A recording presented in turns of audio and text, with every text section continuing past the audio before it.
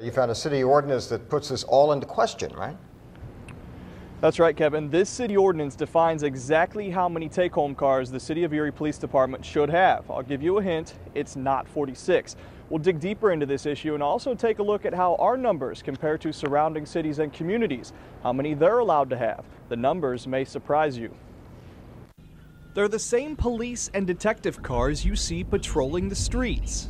The only difference is some go home with an officer at night. They're called take-home cars. Taxpayers fund 46 of them from the police department alone. It has not become a budget constraint up to this point. You know, like I said, we've kept this list fairly tight.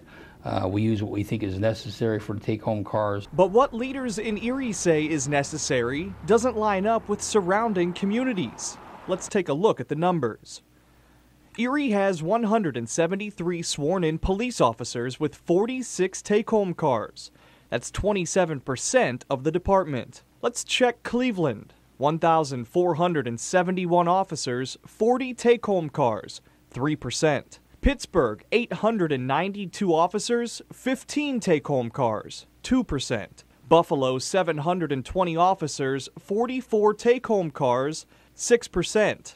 Too big? Let's try some smaller communities. Meadville, 21 officers, 1 take-home car. That's 5% of the department. Mill Creek, 59 officers, 0 take-home cars. That's easy math, 0%. Mill Creek Supervisor Brian McGrath says that decision has always been about saving taxpayers money. Our Board of Supervisors has felt for a number of years that in our case, the cost wasn't worth the benefit that or the benefit wasn't really worth the cost that was involved. Chief Franklin says the decision comes down to the dynamics Erie faces: coverage area, population, and crime rates, just to name a few. If I was having 150 homicides every year, I would have to change some of our tactics. Cleveland, Buffalo, and Pittsburgh, they have a much higher crime rate than here, correct? Yes. Okay, but yet they have less take-home cars. They do. According to this, Cleveland 3%. I'd be interested, you know, what those 40 take-home cars are and what their budget looks like. But we do know what the City of Erie's budget looks like: $61 million and a 14% tax increase. Well, I don't think take-home cars are driving a 14% budget increase. All right, there's a lot of other factors involved there.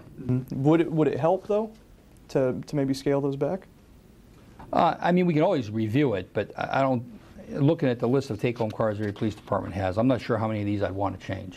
Something we reviewed: this city ordinance. It's called Article 144, City-Owned Vehicles. It was passed in 1981. When we add up the number of take-home cars the law says the police department can have, it's 20, not 46. So is the police department breaking the law?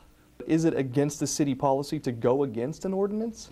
Well, it's contrary to the ordinance, but I think when people use common sense approach to this, they look at it and say, well, do you want your SWAT people to have those vehicles so they can get the call-outs and respond to the scene? I think the answer is going to be yes in probably every corner of the town. Mayor Joe Sinnott says it's legal to break the law, at least in this case. So it's not a violation then to go against a city ordinance? Well, the ordinance, like I say, is antiquated. I mean, it just has never been updated to meet the change in the times in the department. How come that hasn't been changed then? I don't know.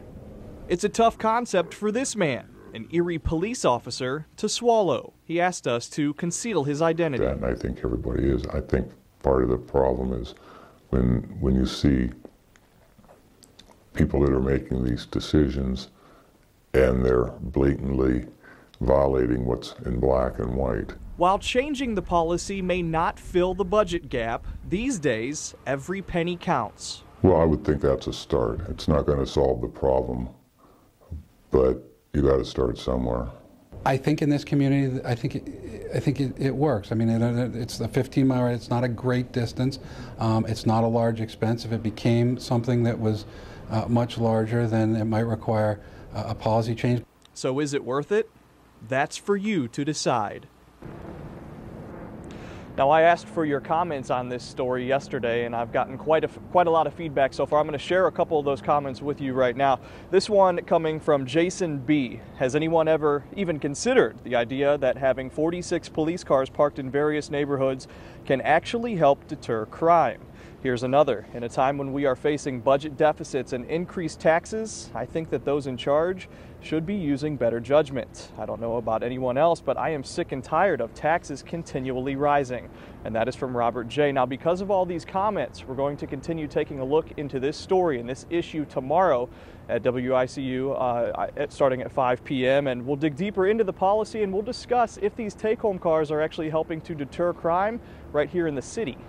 So they are violating an ordinance, basically, in this, right? I mean, that's what it sounds like. The mayor said that it was antiquated, so I guess he made the decision. Right. That's up for you and the viewers to decide if something is being broken. We should point out most officers who have take-home cars don't even live in the city, right? That's right, Kevin. Most officers who do have take-home cars actually live outside city limits, and I'll discuss all those numbers tomorrow, like I said, starting at 5 p.m. Now, until then, I want you guys out there to keep commenting on this story. Go to our website, WICU12.com, and you can also tweet your response if you use Twitter. Tweet your response to me. My username is @Slomsky, and that's all one word. Amanda and Kevin, let's throw it back to you. Okay. Stirring up a little... It is, and